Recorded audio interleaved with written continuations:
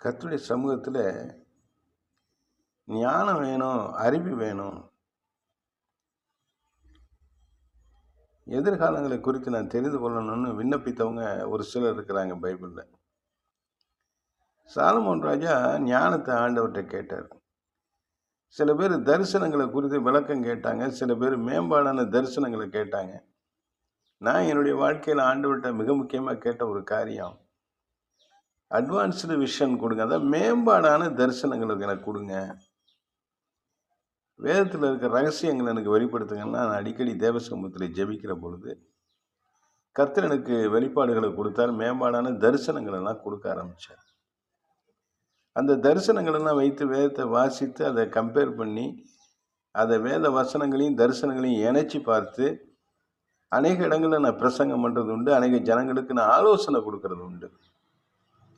கர்த்தருடைய வேதத்திலேருந்து ஆலோசனை கொடுக்கறது ரொம்ப நல்லது, சொந்த அனுபவத்திலேருந்து அல்ல.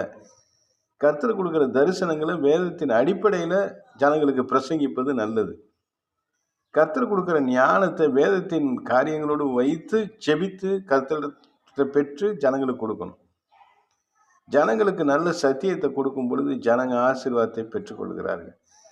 தேவ தயவும் தேவ ஒத்தாசையும் நம்மோடு கூட இருக்கிற பொழுது தேவன் நம்முடைய ஊழியத்தை ஆசீர்வதித்து வழி நடத்துவார்.